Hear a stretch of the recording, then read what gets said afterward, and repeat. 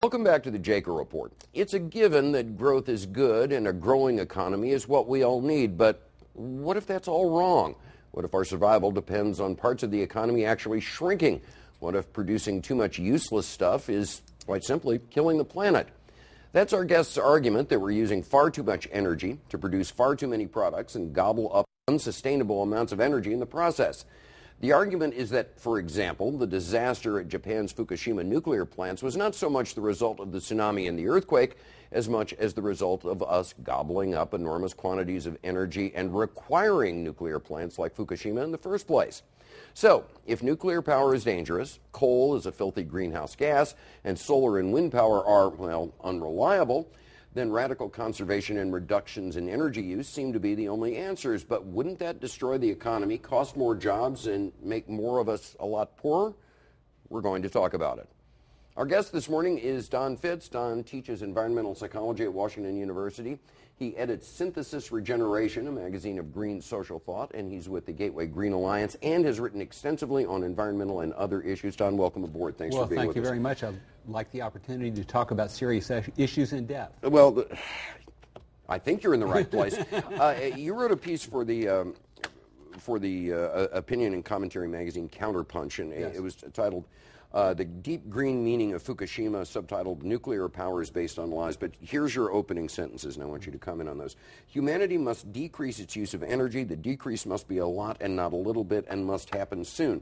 Close quote. Now, certainly everybody running for public office would say, Fitz, you're out of your mind. If we decrease energy use, growth will shrink, people will lose jobs, we'll all become impoverished, and society will collapse. Well, the single best correlate with economic growth is energy. So there's no question that if you're going to have economic growth, you need to use a lot more energy. And conversely, if we agree with what you said at the beginning about the effect of coal and the dangers of nuclear and the fact that solar and wind just cannot meet a growing and expanding economy, there's only one thing to do, and that's to dramatically reduce the amount of energy. And what we need to do is to figure out how to do that without putting a lot of people like me out of jobs. I don't think you want to volunteer to lose your job either. Not at all, but how does one do that? We've heard the mantra of conservation saying it's an off-the-shelf thing we can do right now, even though former Vice President Cheney called it a, quote, personal virtue.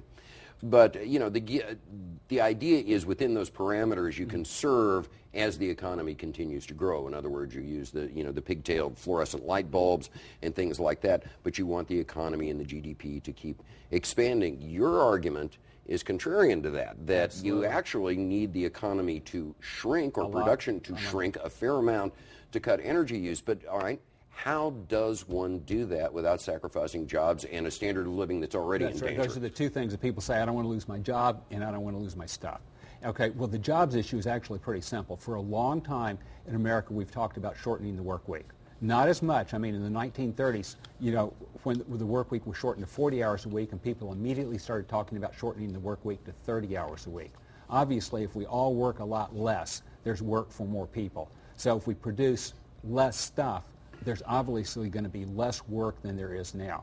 So the work week cannot, and for a lot of people, as you well know, the work week is a lot longer than 40 hours. I mean, 40-hour work week, you and I both know, has become a fiction. It's more like 50 or 60. Right. For some people it's 40, but for a lot of people it is 50 or 60. And so we're going in exactly the opposite direction, requiring some people to work incredibly long periods of time while other people are out of work.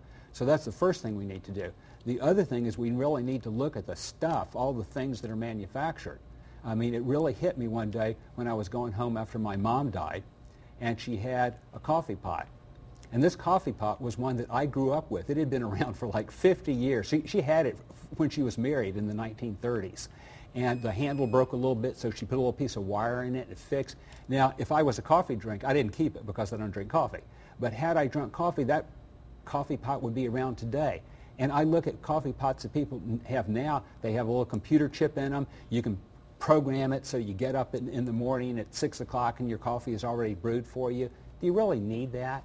I mean, do we really need a coffee pot that falls apart every 6 months to a year? But look, the corollary to that is you're going to cost profits. The whole theory behind this is you have a longer work week with fewer people doing more work in order to be more, quote, productive, close quote. That Absolutely. Productivity is translated into profits for corporations. The same with the coffee pot. If one person has a coffee pot and it lasts for 50 years, the theory is people will not be given work making coffee pots, whereas if you make one that breaks after 18 months, you'll consistently be buying them. So, your whole idea undercuts the whole basis of the economy as it's set up right now. This is a big discussion in the 1920s when people realized that there was enough things being manufactured for everybody to have the basic necessities of life, and people started to discuss the idea of planned obsolescence.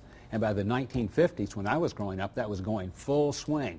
And now it's, we all see it everywhere around us. Computer software that we suspect was designed to fall apart, all sorts of products that are designed not to last. The point is we can have good lives, we can have higher quality of lives if we produce fewer things, but things that are designed to last a very long period of time. And it's not just consumer items, it's everything else. We need to get away from having an automobile-dependent economy.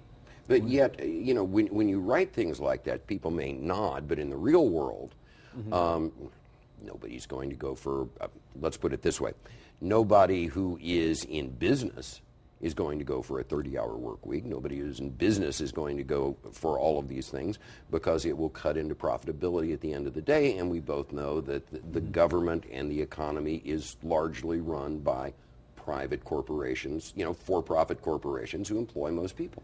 Well, I do agree with you that that business is not likely to be the first ally. The first ally is likely to be environmentalists. First allies are likely to be labor unions and people who just, are tired of working 40, 50, and 60 hours a week at jobs that they consider dangerous, where they don't feel proud of what they're producing, and they feel like they could do a lot better if they were working a shorter period of time making products that were good and would endure. But getting back to the idea behind this, the whole idea behind this is to lower the consumption of energy drastically. Absolutely. As somebody who's been dealing with environmental causes and effects for decades, what happens if exactly the opposite happens? In other words, we do not reduce energy consumption. That's a very good. We keep increasing energy consumption. We have more coal plants, more wind plants, more solar plants, more nuclear plants, because we need more energy. Where do you think that leads? Okay. First of all, we need to keep in mind that the amount of energy used is going to decrease. At some point in time, we'll run out of oil, and the amount of oil will decrease. At some point in time, natural gas will run out, and that will decrease. At some point in time, uranium will run out, and so we won't be able to have nuclear power plants. So and wind and solar simply cannot catch up to a modern industrial economy which doubles its size every 25 to 30 years. Wind and solar can do a lot of things, but only if you have a smaller economy. So the question is not, do we have a smaller economy or do we not have a smaller economy? The only question is the world destroyed, is the whole ecosystem destroyed in the process? And then we say, after it's very difficult to live on this planet, okay, now we have to reduce the economy, or we're forced to do it because of the lack of availability of fossil fuels and uranium, or have we consciously made the decision beforehand? But, this being one of those, quote, larger ideas that scare people off, it would seem to me, and I'd like your point of view on this, that the only way to implement something like this would be to have a pretty centrally controlled economy like China, that in a country like the United States or any other industrial democracy, it's not going to happen because you're going to have too many business interests saying, we don't want our employees working 30 hours a week. We don't want fewer employees working 60 hours a week. Well, the argument's been made for as long as I've been alive that we can't have, we cannot increase the minimum wage and we cannot shorten the work week. 150 years ago, a lot of people would work over 100 hours a week, and there was a demand for a 12-hour day. And that was long ago in labor history, in the 19th century. And then there was a demand for a 10-hour day. And people said that cannot happen. And then there was a demand for an 8-hour day. And of course, we see the same sorts of issues coming up every few years with efforts to raise the minimum wage. We say, a lot of businesses will say, well, that can't happen. But the point of fact is that if it happens for all businesses at once, they can survive. A lot of people think that a higher minimum wage means they'll be put out of business without thinking, well, all my competitors are going to be paying the same higher minimum wage as I am. In other words, if corporations were to shrink, and all shrink in size, of course, if one corporation shrinks and another one doesn't, it'll go out of business.